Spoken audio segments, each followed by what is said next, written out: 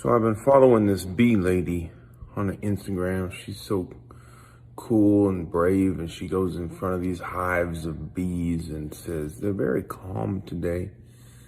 I'm going to remove the bee. I'm going to use my bare hands to sift through the bees and look for the queen. So it's built up this false sense of security in me, to where I said, I think I can control bees too. So I saw a beehive 2 days ago, and I went towards it, and the man standing next to me said, hey, careful, there's bees. And I said, these bees look very calm. And I just stared at these bees, and then one of them come out and it stung me in the eyeball. So anyways, fuck that bee lady. Ladies and gentlemen, this is the year you turn up to the conference in Mexico, not only dancing like a local, but singing the Spanish lyrics too. Because with Mondly by Pearson, you can achieve fluency fast by immersing yourself in a new language with quick daily lessons to help you make learning a routine. So you can share conversations, connections, and a cheeky song with colleagues en Espanol. Start learning now. Install Mondly by Pearson, the language learning app. Be yourself in any language. Terms and conditions apply. Visit mondly.com. listen, I empathize with this man. Chris Pratt is in pain. Chris Pratt almost lost his vision. Chris Pratt almost died. It was almost death. We almost lost Chris Pratt in 2022. We've lost too many already, and we almost lost Chris Pratt in 2022. Holy shit. I understand this man's pain. I've been waiting all my life for this moment. And Meg says, wait, you've been waiting for Chris Pratt to get stung in the eye by a bee? No, that's not what I was saying. What I'm saying is I've been waiting for this moment all my life because this happened to me. When I was a mere, 5, 6, maybe 7 years old, I was outside of the log cabin playing with a metal stick that we had to use to crank the sunroof in our log cabin house to open it when it was nice out, because that's just how we lived. I don't know, that's what happened. But I would use the other half of the stick as like a ninja sword, and I would be outside playing because that's what we did when we were kids. We were outside playing, and there was a bee nest, there was a beehive in the tree, and one of them got angry and stung me in the eye. I was almost blind. I almost lost my eye. I almost had an Aemon Targaryen sapphire eye in this eye right here. I'm not even joking. It could have been that bad. So listen, dude, I'm just saying, Chris Pratt, our prayers, our thoughts, our donations, all of the money left in my bank account is going to this man. He is in need. Send him anything you can, any type of presents or gifts. If you know his address, send it there. Get this man better. Because if we lose Chris Pratt to this bee sting, I'm telling you, I almost die. It's not a laughing matter. They're laughing. It's not a laughing matter, okay? No one's laughing anymore. When you get stung in the eye, we're an elite group of people, okay? He's going to make it. It's only like a 3% chance. We lost Timmy last year. It's fine. But listen, Chris, he's strong, he's tough, he's going to make it. And so I think he's going to be part of our group. We're going to invite him to the meetings. We do them on Zoom now, unfortunately. And so we're going to invite him in, and he's going to be part of the Eye Sting Association. He's going to be a part of the Eye Sting Association, the BESA, the BESAs. He's going to be a BESA. We're all the BESAs. We're the Bee Sting Association Survivor. We're the Bee Sting Survivor Association. We're the Basses. We're the Bassa. I don't know. We're going to change the name. But listen, we're people, okay? If you've ever been stung in the eye by a bee, you're now, just let us know. We'll send you the link to the Zoom call. We have a meeting every week. There's 10 of us. And now Chris Pratt's going to be on it. We'll make him the president. So, you know what I mean? It's crazy that we're starting out 2023. Hopefully he's going to be okay. I think he's recovering now. But man, if you've ever been, listen, when I was 6, I got stung in the eye. I got stung right in the eye. I was outside playing, stung right in the eye. I thought I was blind. They thought I was blind. They thought I was going to lose an eye. My dad hit me in the back of my head and told me to go back outside and continue to play. But my mom obviously took me to the doctor's hospital. So I saw this tweet from someone saying that their podcast feed was dry this week because everyone went on hiatus. We put a Christmas episode out and then everyone takes this week off. I was one of them, and I was going to skip this week too, but then there was a bonus episode with Christina that happened. It's out now on Patreon exclusively, patreon.com/whatarewedoing. Check that out. And I was going to use that as episode 71, but it wasn't really episode 71 material. We cut a lot out and there were some things there. So bam, you know what I mean? I stepped up and I wrote this whole bitch. So welcome to episode 71 of the What Are We Doing podcast.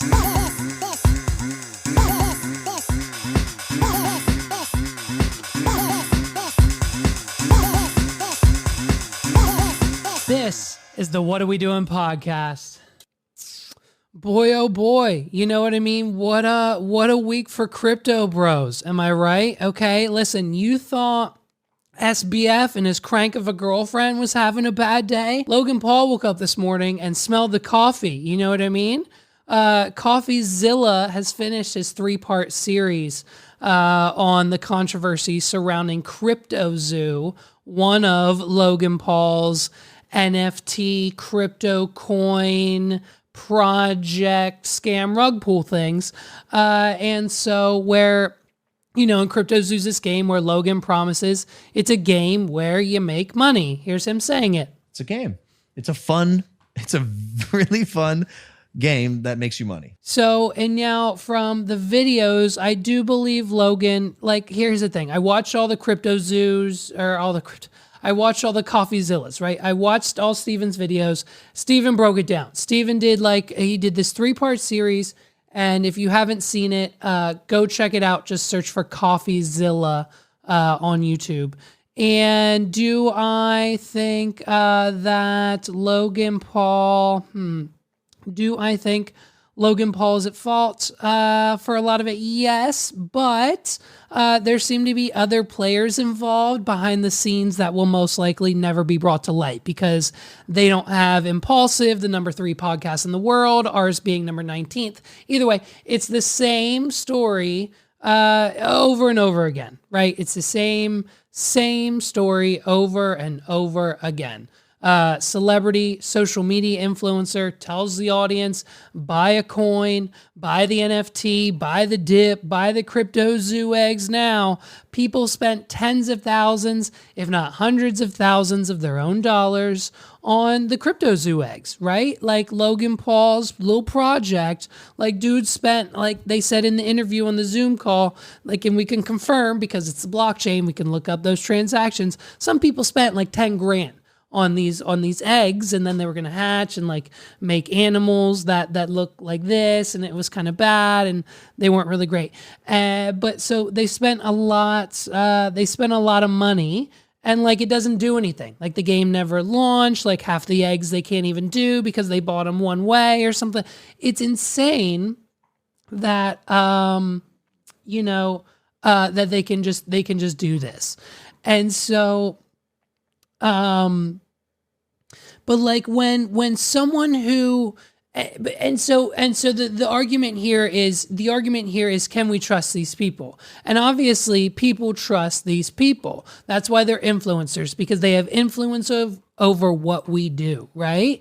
And so, but we don't have any reason to doubt them. But when someone who you watch every day has never steered you wrong before, they've never steered you down this path before, right? You trust Logan. Why not? When he's sitting there in the podcast saying, we put $1 million out of our pocket into this, you believe in him and you think, wow, how about that? I mean, I bought the merch and guess what? It showed up in the mail. Boom. Okay, now I'm part of the Maverick Club. Like, I've got the Maverick merch, so I trusted him with my money the first time, and now I'm a part of his monthly club, and I'm subscribed, and so I get perks every month, and I get those. And, like, I follow Logan on all the platforms, and I see his rises, and I see his falls, and I really think he's a genuine guy, and I see Prime in stores, and it's delicious, and I bought a case once, and I shouldn't have, and, like, why not? And so what reason did Logan Paul or any other YouTuber or influencer like Lana Rhodes or any other celebrities, Justin Bieber, Jimmy Fallon, Post Malone, they never gave us a reason to not trust them, right? They're people too. And that's like the message that they're getting across with social media and these platforms and their late night shows and everything else, that they're people like us and they're on Robinhood and they're on Coinbase and they're getting into crypto and look at this NFT I got. You should get one too. They've never steered us wrong before until we've gotten to all of this crypto shit, because all of it seems like, hey, let's build it up, and then everyone else loses. And we walk away with 1.5, 2 million, 6 million over here that this guy made off of Crypto Zoo. You know what I mean? And like, sure, we've never met him in person, right? No one's actually ever met Logan or Jake Paul in person, face to face. But you know what I mean?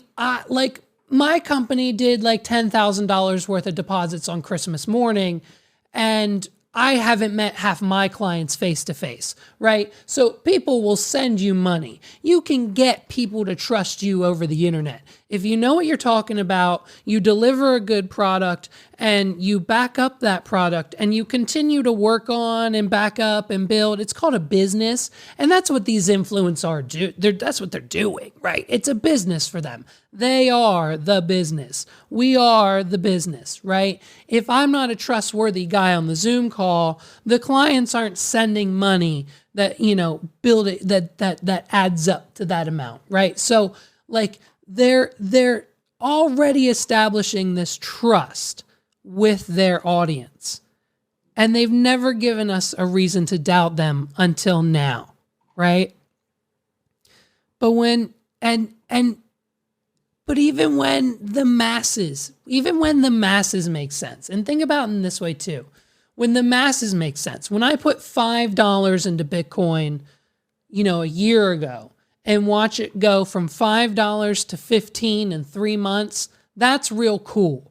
I've now tripled my money. So what would have happened if I put 5,000 in and let that go? Shit, we could have paid off the car. So now, with someone I trust, because I didn't trust myself to make that investment. There were times in 2020, 2021, maybe not this year, but like the last 2 years, there were times that we could have invested $1, $2, $3 to $4 to $5 to $10,000 of real money into these cryptos and the coins, the investments and the Robinhoods and the stocks and the Coinbase and all this shit. The AMCs and the stocks, but I wasn't willing to take that bet. I didn't trust myself to make that bet. But when Logan Paul, someone who comes out and says, hey, we put $1 million into this, $1 million of my own money, my own cash investors, we're putting so much money into this, it's going to be brand new, it's a game. You get the eggs and you buy the zoo tokens and you get an egg and then you hatch it and then they mate and then you get like an NFT of a month. This is the year you turn up to the conference in Mexico, not only dancing like a local, but singing the Spanish lyrics too. Because with Monly by Pearson, you can achieve fluency fast by immersing yourself in a new language with quick daily lessons to help you make learning a routine. So you can share conversations, connections, and a cheeky song with colleagues en Espanol. Start learning now. Install Monly by Pearson, the language learning app. Be yourself in any language. Terms and conditions apply. Visit mondly.com. Monkey with the picture of a cat on its face. You know what I mean? And then those will be worth so much money. And then if you burn them, you can earn more tokens, zoo tokens. And when it goes up, like the price of that will go up. And then your NFTs will be worth more. And you make more money when you play the game. And so then we're like, holy shit, here's 10 grand. And it's easy. Why wouldn't you? Why wouldn't you invest? You know what I mean? But so far, much like the rest of the crypto market, we're looking at a serious rug pull. And I don't think Logan has responded to Steven over at CoffeeZilla. I see they've exchanged emails, and it's basically just a standoff of shows like, hey, you come on CoffeeZilla, hey, you come on Impulsive, and Steven's like, no, I'm not going on Impulsive, and Logan's like, well, no, I'm not going on CoffeeZilla, like, come on my platform, like, you know what I mean? I maybe something's happening now. I'm not sure. We'll look into it. So they might be talking now. I don't know. But the allegations are as simple as this. Pretty much everyone involved, the team at CryptoZoo, they all put a little bit of money in, and they all pretty much took a bunch more out. Millions, 6 million, 2 million here, a million there. You know what I mean? It's insane. I know that I think Logan and maybe Jake Paul is in a class action lawsuit for his crypto stuff right now. I'm not even sure. But all I know is a lot of people lost a lot of money. You know what I mean? So it's crazy. And basically right now, my advice to you, and this is not financial advice, but if you have investments in any other crypto or NFT or digital assets that aren't Bitcoin or Ethereum, get it out. Get it out now, and I wouldn't rely on any software either, Robinhood or Coinbase. Get a physical drive. I don't know. I think they're cheap now. Get something. Get like a Ledger or something. I don't know. I don't know much about it because I'm out. I'm done. I can't do it anymore. And it's insane, dude. That we're just uncovering all of this, and it's all coming out now because it's like, you know, we don't necessarily know what accounts they're using and pulling from. Like they're kind of hard to track down, but once you figure out who it is and where it goes and follow the money trail, Steven over at CoffeeZilla does an amazing job of that. So check him out. We'd love to have him on this show. Can we get Steven on this show? And I can't really think of a better, better's not the right word. Better. I couldn't think of a more honest, a more genuine, a more sincere man to speak on this exact topic and give his honest opinion on, like, you know, how Logan Paul is essentially a scam artist and doesn't care about his fans. Andrew Tate. Like Logan Paul does to his fans. He's a fucking scumbag. The clown. The dude's he's a person who doesn't care about his fans. He just wants to make as much money as possible off the back of people who watch him. It's different with me. I genuinely want every single Tate fan, anybody who listens to what I say, to have an improved life. I want their life to be better for listening to me, whether it's in their relationship or whether it's in their physical stature or their financial capability. The idea of a 16-year-old spending their last money on a coin because I said so and them losing money would bother me at night. Crypto is, this is what most people don't even understand about the crypto market, is player versus player. You can only sell it for $10 after buying it for $1 because someone's buying it at $10. Someone is out to lose. So you can't launch a coin and nobody loses. This is why I haven't launched a crypto. I can make $10 billion today if I launched a crypto, but I refuse to do it because people are going to lose under my name. I recant everything I've said. I think it was right.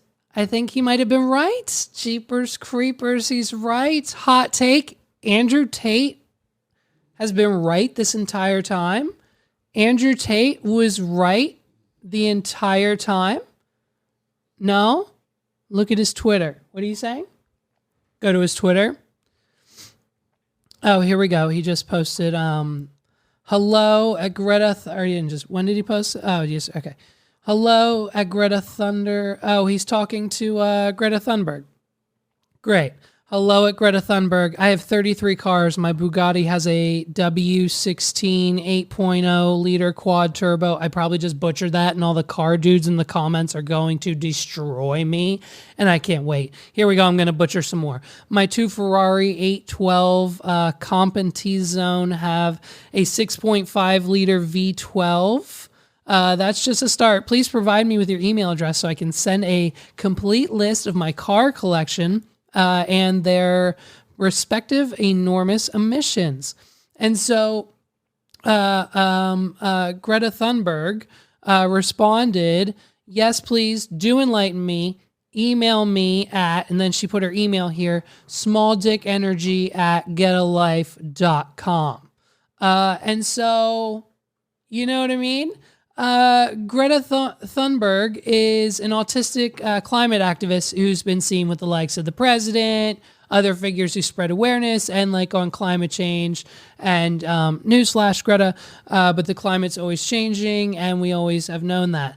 And so I'm sure it'll change again in 5 years when we're all 40% electric, right? And we all own electric vehicles. But it makes sense. And so Andrew Tate, who's a grown-ass man, went to Twitter to bully a teenage autistic girl over how many cars he has. And then she basically fucking Hulk smashed him into the ground. Okay. When I tell you that like Andrew Tate needs to literally go home, sell one of his Lamborghinis to literally pay for Greta Thunberg and give her her own Denny's franchise because she hit him with the ultimate grand slam. Okay, $8.99, well, $13.99 with inflation. She took his ass to Denny's. Okay, and so, and now we're getting word that so what happens then is Andrew doesn't like it because this goes viral, and so we're all retweeting it, we're all talking about it in the group chat, we're all discussing that you know, this young little girl, this teenage girl, all she cares about is the economy and the environment and, you know, making trees green and shit. And here we have, kingpin, kickboxing, world champion fighter, social media influencer, women beater, Andrew Tate. And he, is trying to pick a fight for no reason. And I don't know why. I don't know why he tweeted this to begin with. I'm not sure. Maybe we can find out. But he did, and she responded, and then it went explosive. Small dick energy at noonegivesashit.com is probably one of the greatest responses ever. I don't know if she gave it directly. It sounds like a mom and dad response, or, PR team, but, you know what I mean? It's fun. And so, so then Andrew got a little pissy piss. And so what does Andrew do when he gets a little pissy piss is he goes to his Instagram and he makes a video. And in the video, he's like, yo, homie, bring me a pizza. Someone bring me a pizza. And you know what? Here, we have a clip. It's right here. Please bring me pizza and make sure that these boxes are not recycled. And so he's like, yo, just make sure we don't recycle the box. As another stab at the teenagers, at the autistic teenage girl's ego. We're just going to stab her one more time by not recycling that pizza box. But it's great because you know why? Because that pizza box had the address and the name of the Romanian pizza company that he ordered it from, which incoherently gave the local police and authorities the information and the warrant that they needed to go arrest him and his brother. So they were, they were arrested, and they were arrested for, the human trafficking and all the other stuff that they were accused of. And isn't that great? Isn't that fantastic? And shouldn't that teach you a lesson? Shouldn't that teach you a lesson out there? When you mess with teenagers online, bad things happen to you. When you're mean to teenagers online, you'll get arrested. You know what I mean? And so here's what I need. I've decided I need $15,000, okay? We need $15,000 cash. And I think to accomplish that, we would only need what? How many? 13,000 Patreons next year. Can we get 13,000 Patreons next year? I think we can. We've got 3. Not 3,000. We've got one, 0, 1, 2, 3. That's how many we have. Okay, so we need to go from there. We need to go from 3 to 13,000. So we need 13,000 more. So we have 13,003 in total. And we can definitely get that next year. Like, it's $1, dude. Patreon.com/what are we doing? It's $1. Okay. So this is what we need. And this is what we need it for. It's glorious. Absolutely fantastic. We need $15,000, and here's why. There are many dog lovers in the world, and most of them express their love for canines by owning a dog or two. You know what I mean? Volunteering, going to the park, petting them, loving them on Instagram, following them on Instagram. That's the normal shit. They own one. But that wasn't enough for this Japan man. His name's Taco, okay? And ever since he was a child, he's been dreaming, just dreaming of becoming an animal. And now that he's an adult, he's got what we call adult money. So he went to his local shop and spent 2 million yen. 2 million yen is about $15,000 here in the US to make his dream a reality, and bought a hyper-realistic human-sized collie costume. You heard that right. He spent $15,000 on a hyper-realistic human-sized collie costume. Taco has a YouTube channel with videos of him as a dog, but when it comes to his identity, he keeps that a secret. He explained to the mirror, rarely, Lubug, what are you doing? Taco has a YouTube channel, okay? The man as a dog has a YouTube channel. And so the man dressed as a dog has a YouTube channel. The man dressed as a dog has a YouTube channel. Taco has a YouTube channel. Oh boy. Of course he does. It's 2022. Taco has a YouTube channel with videos of him as a dog, but when it comes to his identity, he keeps it a secret. He explained to the mirror, I rarely tell my friends because I'm afraid they'll think I'm weird. You think? As for a few he did tell, my friends and family seemed very surprised to learn I became an animal. Okay, so he's afraid his friends are going to make fun of him. Rightly so, because we would. And we are. And that's exactly what would have happened. So he's correct on one. He's correct on doing one thing right in his life. And so, but the people we did tell were rather surprised. You know what I mean? As they should be. As they should be. And so here's a video. Here's a video.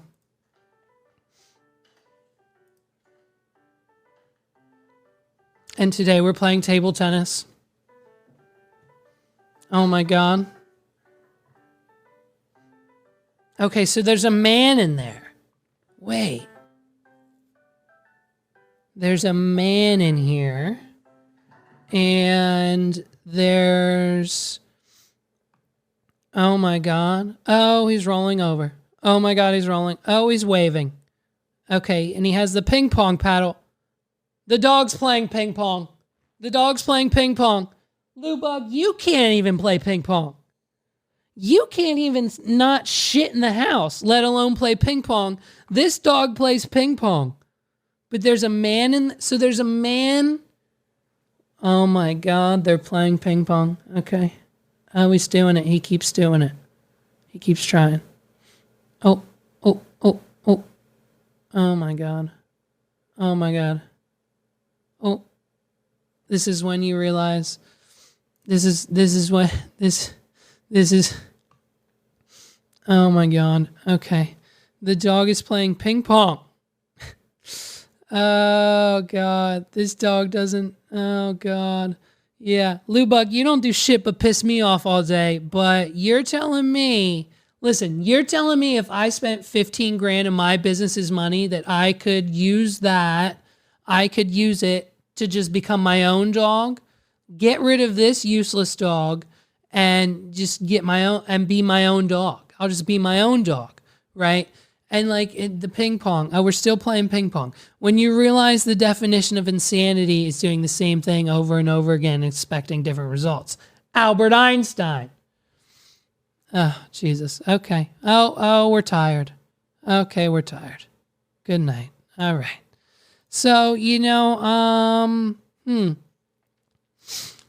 Taco chose a collie because it's his favorite breed of dog. He enlisted a Japanese company, Zeppet, to create it for him. Zeppet, which typically makes extensive models for movies, took over 40 days to fabricate Taco's collie. They discussed their process, saying, "We collect photographs taken from various angles so that the beautiful coat of the collie can be produced and devised so that the coat will flow naturally." So this is what furries do now, huh? It's bad enough. It's bad enough we have Joe Rogan spewing misinformation about litter boxes in the kids' bathrooms in the elementary schools. You know what I mean? It's bad enough that that's happening. But now we're taking the whole furry thing. See, I thought furries were like with the big heads, the things that you get from Walmart, like, and then you put the suit on, like, and it looks fake. I didn't think we were doing the real shit yet, but I guess this is what we're doing now. Like, this is the extent. Like, he would win first place every time at the furry convention. Like, this is what we're doing. Okay, so I'm in. I want one. I already told Megs this is my new dream. And so I want a human-size Frenchie costume. I want a French bulldog human-size costume.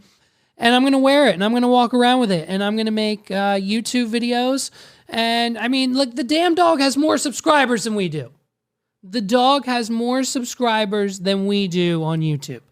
And so, you know what I mean? If you're telling me that what I need to do is spend 15 grand on a life-size dog costume and then record this podcast, I'll do it. I'll do it. If it takes us from 500 to 500,000, I'll get the costume and I will do the podcast with the dog costume on, if that's what it takes. If that's what it takes. And so, you know what I mean? So I guess 2023, March 2023, here we come. We're going full dog on this podcast. And the comments, of course, because this is the issue, right? This is the issue. The dog human, right, is in Japan. He's a Japan man. And so where if they found out who he was, they would probably lock him up and his family would probably never see him again.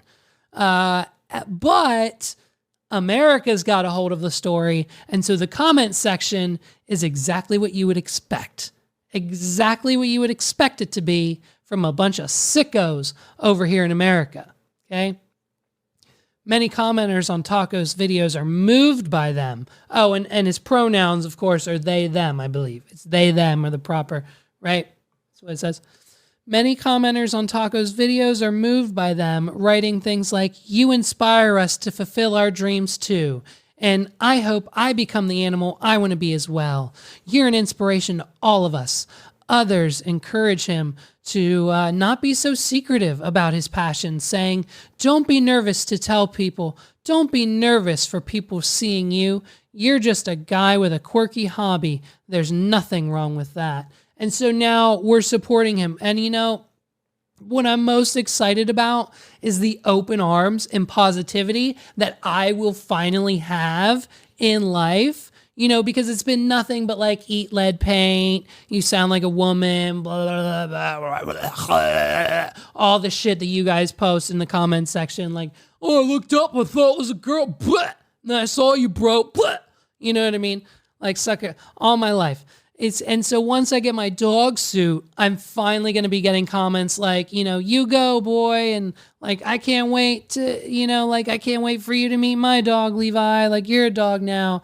Like, you know, how fantastic would we all actually, like, how fantastic of a life would we all actually live if we all had dog suits? And now, holy shit, the dog is going outside. He's going outside for a walk, and his owner has put the leash on, and the dog is going outside. Listen, what we also have to remember here is that this is a human in a dog costume, and that means there's another human. Like, someone else is there filming, someone else is putting the leash on the dog, like taking them outside. Like, there's someone helping this person. So that means there's actually two people on the planet that need, like, smacked in the face. And so the person who agreed to film like they better be compensated. I mean, it's clearly not going to be with sex, but like hopefully they're compensated with something, money, like yen. I mean, clearly we've got 2 million yen to blow on the dog costume, so hopefully the filmer's at least getting something per video, you know what I mean? Because the YouTube channel seems to be on and popping. We were all bullied as kids, right? No, not everyone. Okay, well, I was. And so as a child, in middle school, I think, or elementary school or intermediate school, they gave us like a school in between middle school and elementary. It was weird. I don't know. I think it was middle school. I would sit with the kids who I thought were my friends at the lunch table. And so it seemed like every day that I chose to sat there with them instead of like by myself in the bathroom or in a corner in the hallway somewhere.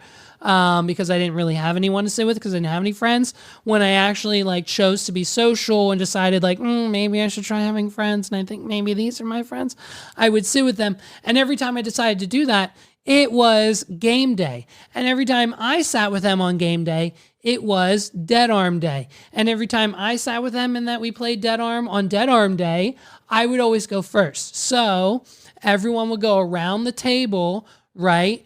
And they would just punch me in the arm because I was first. We would go around the table. Everyone would punch me in the arm.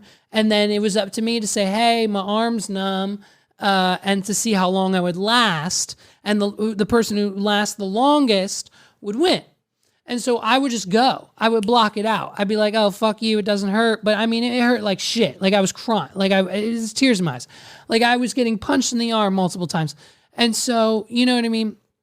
And so, like, you know, like the only time we had in the cafeteria, I'm just trying to eat my cheese dunker sticks. You know what I mean? I'm trying to eat my cheese dunker sticks in the cold marinara sauce. And like, you know, it's crazy because every time we played two and every time I was like, okay, guys, that's it. We're finally done. Boop. Lunch was over. And we only ever had time for one round. And so I would always play. And I mean, I would always win, clearly, because I was only the one participating. So I won. You know what I mean? And so I was bullied all through high school even. And the issue was I was popular with the girls in high school and their boyfriends. The kids in the mechanic shops didn't really like me. And so when we went on our senior trip, I told the story, you know what I mean? All the guys, we met in like one hotel room. They're like, hey, we should put the boxing gloves on. Who should box?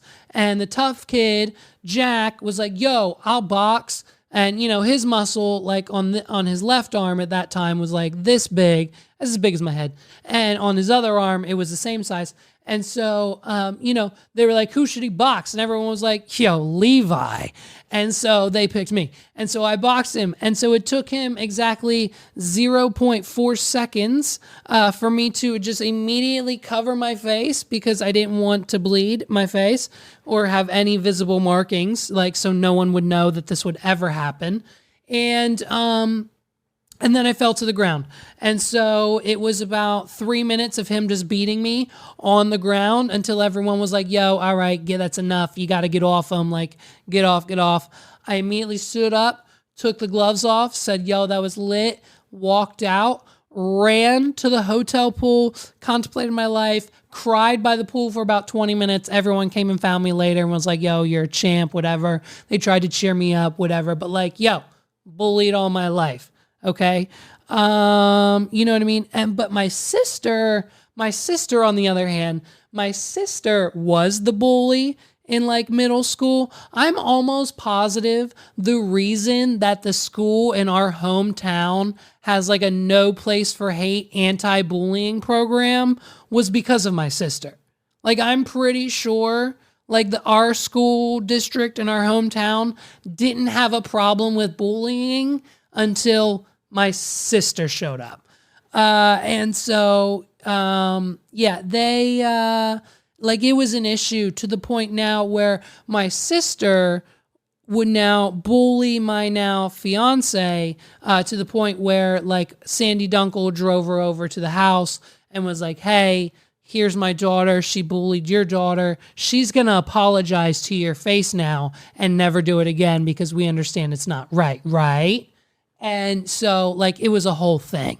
So like, we've been dealing with bullying in the family for a while now. So now a teenager in Michigan is finally resting, knowing that her cyberbully would be behind bars soon enough. Okay. For over a year, Julia and her then boyfriend were being cyberbullied. Okay. Like we're talking nasty Facebook comments, the DMs on Instagram, threats, nasty words, text messages. Like the issue is, here's the issue. These teenagers, when they get to a certain age, they get nasty. Okay. They get real nasty. I've dealt with it in the family of my little brother and sister. Like we watched that. We raised them grow up into teenagers. Me and my sister, we got nasty. Okay. And so, these kids, they will say like the most off the wall shit to each other. Like nothing's off limits. They'll tell each other to jump off a building and like they will have no remorse to do so. And so, in social media, like the internet hasn't helped because before we could just go outside. We would get maybe a text message when we started teenaging and then like it kind of started, but like we weren't really worried about that at the time. We were just trying to like, hey, what's up? Hey, what's up? To like anyone and everyone because we were trying to use unlimited texting. You know what I mean? Like we weren't trying to bully each other like all that much, but like it started around that time. And so, before it like took effort and like presence and time and patience to bully someone. You know what I mean? Like you think I don't know exactly what bus my bully got onto and then avoided that path at the end of the day in the 6th grade. Like every day after the 6th grade, I took the long way around the building because it directly avoided the bus and the path that my bully walked from his locker to his bus so I wouldn't see him one last time. I was always the last one on the bus because it took me so long to get there. But I avoided him every time because I'm smart. You know what I mean? Like it took efforts to bully back then, but now they can just send an Instagram DM and be like, yo, you're atrocious. And it's game over for them. You know what I mean? So Julia and her boyfriend at the time were just getting hit with comments and emails and DMs for a straight year. So naturally, Julia's mother and the boyfriend and the boyfriend's mom. So the boyfriend's mom and Julia's mother talked to the school and they opened an investigation. And so, the words are hurtful and it must be stopped. And the school has they give the kids iPads, their laptops or whatever. And so they took the harmful messages and the school traced them and they found that these messages weren't coming from a device that the school issued. So the school can now no longer do anything with the investigation. So now it's time to get the local police involved. Now we have to submit all the evidence and the stuff to the local police. And I mean, some of these messages were mean. They were very hurtful. Like here's one. Like the one message said, I don't like the color of your binder. That's what it says. It says it right here. This other message that she got on Instagram, this DM says, your hair looked mid last week. And what's this other one? Here, they have another one here. Stop posting on Instagram. You only get 3,900 people to like your photo. I mean, talk about hate. Talk about hateful comments. It's disgusting. I mean, stuff like that, it's destroying the psyches of our youth. So the school opened an investigation. They determined that the device sending these horrid messages was not coming from the school. So the next logical steps is to involve the local police. And what's absolutely hilarious about this is I was threatened once. I was threatened once via Facebook. I was threatened once by a hometown hero that everyone knows in our town. If I said his name, you'd know who he is. And the message was like, hey, I'm sitting 2 miles away. I'm about to snipe you in the head with my rifle.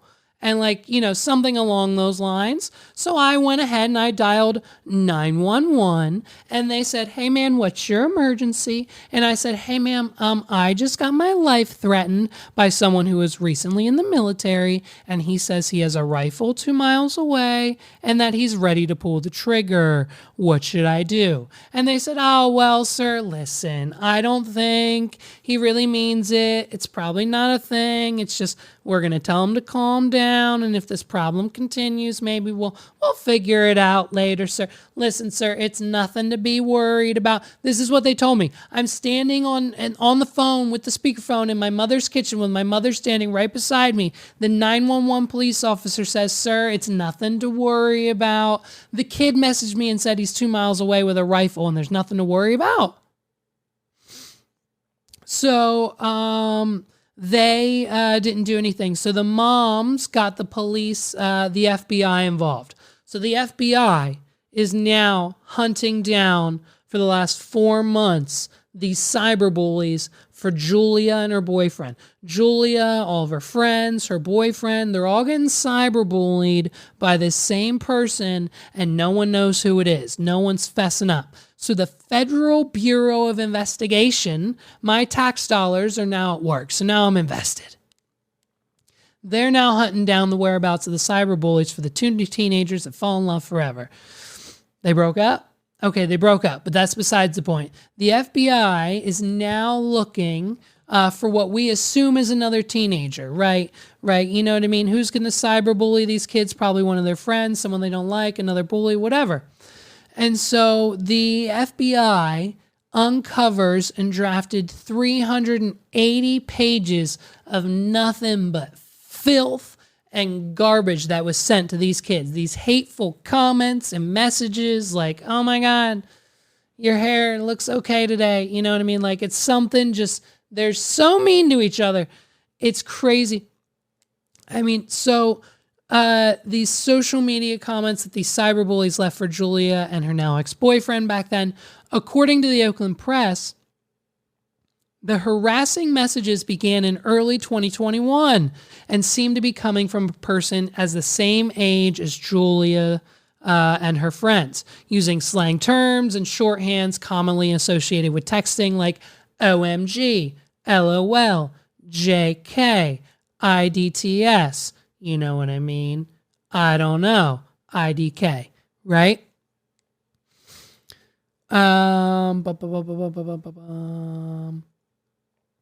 Local authorities struggled to trace the original source of the messages, which seemed to always come from the same location as the teenagers. Odd.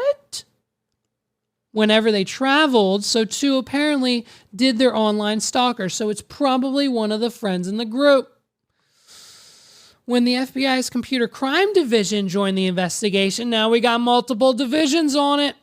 However, they were able to utilize their own computer tracing resources and discovered that the cyberbully had been using a virtual private network, VPN, to change their locations and hide their IP addresses. Hey, the cyberbully probably went to wadpod.com/VPN and got a free month of VPN services through ExpressVPN on the What Are We Doing podcast. Isn't that fun? Listen, if you want to hide your identity when cyberbullying a teenager, look no further than ExpressVPN. I'm joking. It was a joke. Listen, this is what the FBI said. In doing so, it would shield her and kind of cloak her identity or her digital identity, explaining to the Isabella County prosecutor. But eventually, we were able to see that her IP address was popping in and out right before and right after these messages were going through. Bam, they got her. So the FBI had a trace on the number and the IP addresses on the phone. And what the idiot cyberbully didn't know is that the way a VPN works is it only masks your identity when like your internet service provider like Verizon or Apple or whatever looks at it. But when the FBI gets in your ass, they can see every little piece of evidence. So they found the real IP address of the device of the cyberbully, and they discovered that it was none other than Julia's mother. For a year and a half, for the last year and a half, this woman's not only been helping the investigation, but Julia's mother has continued. She has continued and has been sending kill yourself text messages and other negative shit to her own daughter, her boyfriend, and a handful of her friends. I mean, when confronted, the bitch made a full confession. So Julia's mom fully confessed and said, yeah, it was me. And so we're thinking, what, death penalty?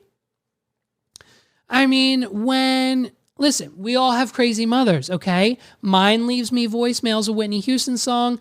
Bill's mom convinces his children they're going to hell if they don't do what grandma says. And Crystal's mom sends like the dankest memes via group chat like every 20 minutes. They're like getting shit. They literally got a meme like this on Christmas Day. You know what I mean? But, and it, honestly, if I found out that my mom was cyber stalking and cyberbullying me and my friends, I'd set her car on fire, right? But okay, but let's not put all the blame on the mom. Maybe Julia and her friends deserve it. Maybe they were spoiled little rich kids and they had an attitude. I don't know. I'm just trying to put it all together. I'm just trying to figure it out, okay? Maybe Julia wasn't such a princess after all. I don't know. But the mom, listen, the mom probably saw a video of Bad Baby and thought, how the fuck do I get my daughter to hate me that much? Get her on the Dr. Phil show, send her to a ranch where they mentally abuse her for 3 months, and then she'll turn into a pop star rap queen who on her 18th birthday blew through 1 million OnlyFans subscribers, who is now worth $20 million so she can pay all my bills and buy me a Lambo truck? Let's cyberbully her for a year and all of her friends too. Why not? Let's do it. Julia's mom was let go on a bullshit $5,000 bond and is set to serve 10 years in prison. But as of right now, they're not even sure that she's got enough evidence to take it to trial. So listen, if she makes it to trial, she's guilty on all accounts. She'll get out in 3 and 4 years on good behavior. And if they don't make it to trial, she still has to live with the fact, when Julia turns 18, she'll have to live a life where, her mom pretty much went on all of her Instagram posts. And, every time that Julia now posts on Instagram, she's going to be worried that she's going to get a comment from someone that says, meh, 8.9 out of 10. And then in fear that it's her own mother, it's insane. It's an insane story to happen this year. And I mean, this year's coming to a wrap. So, I mean, personally, it's been crazy, dude. It's been a crazy year. I mean, personally, in the beginning of the year in March, my sister got married in Mexico. We got drunk in Mexico. Of course, Megs and I got engaged a few months later. And one of the biggest personal accomplishments this year as a household, listen, Megs does 90% of the work here. Megs does 90% of the work. I covered maybe 10% of this, so Megs really does deserve all the credit. We got a little surprise in the inbox yesterday from our friends over at Jimmy John's, and they did a Jimmy John's Wraps. And so it turns out, much like your Spotify Wrap tells you how many songs you listen to, how many playlists you have and how many podcasts you downloaded and how many subscribers and this and that. So Jimmy John's did the same thing, and they told us, what your favorite snack was this year. Ours was chips. How many inches of subs. We're proud to say that Megs consumed 468 inches of Jimmy John's subs this year. Now, again, I've only done 10% of this work. I only order it one time out of 10. So Megs really does deserve all the credit. She consumed 468 inches of Jimmy John's subs this year, almost 500 inches of dick, subs. And so, you know what I mean? We're proud of her. And listen, our goal for next year is 600 plus. We're trying to hit the 600 inch mark. We're trying to hit 600 inches of subs at Jimmy John's in 2023. In case you were wondering as well, 500 inches of subs at Jimmy John's in 1 year is equivalent to about $800. Let that one sink in.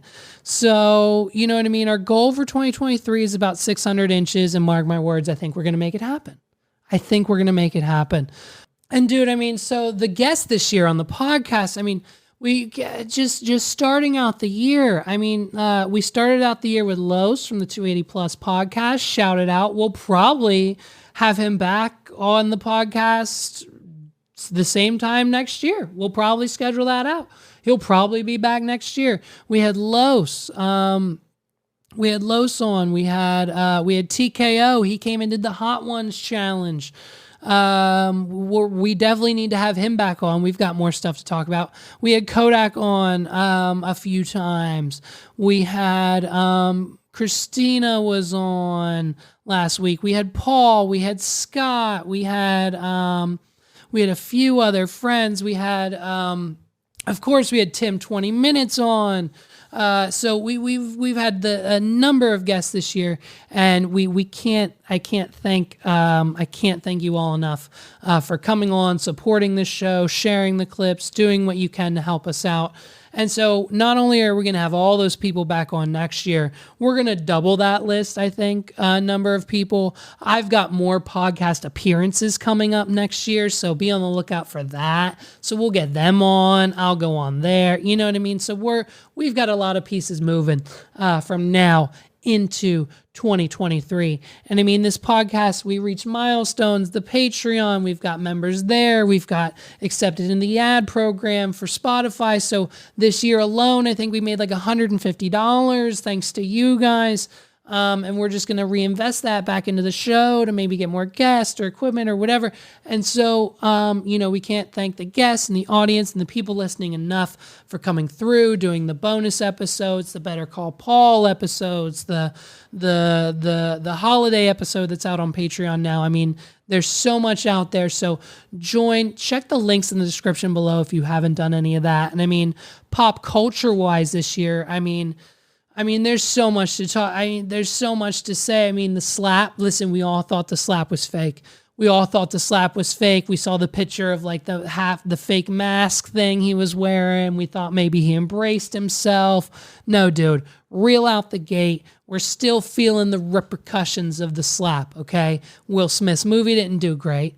No, it didn't. And he's not doing good socially, I don't think. So he hasn't really come back from that. So we'll see what he does in 2023. We've got Kanye coming in 2023, I'm sure. Elon Musk, who knows what he's doing with Twitter in 2023. That's going to be a roller coaster. Andrew Tate, I think latest update, I think he's out of jail now. So we'll see if he comes back at Greta on that. Who knows where that case is going. You know what I mean? 2023 is looking bright for so many celebrities. You know what I mean? And for the What Are We Doing podcast, that's A-okay with me because that just means more topics. That just means more content for you guys. You know what I mean? Listen, this has been the final episode of the What Are We Doing podcast for the year 2022. Thank you guys so much for rocking with me. There's a bonus episode on Patreon right now featuring Christina that we filmed on Christmas night. We were all a little drunk, little tips. And so you can go watch that there. Be sure to like, subscribe on this channel, on this podcast. Thank you guys so much for rocking with me this year. Listen, I was going to skip this week, and I'm so glad I didn't. I'm so glad I brought you this news, this information, this entertainment. My name's Levi McCurdy. This is the What Are We Doing podcast. Thank you guys for 2022. I will see you in the first week of 2023. It's going to be an awesome year. We've got things coming down the pipeline that no one's even ready for. I'm not ready for it, let alone anyone who's watching. So get ready, guys, and I can't wait. I hope you have a happy new year, happy holidays, celebrate, drive safe, use an Uber code, download the app, use a new email, make a thing, get a free ride, do something. Do not drive this weekend. Have fun, enjoy yourselves, stay safe. It's 2023, baby, and I can't wait. Peace out, everybody. Have a great one.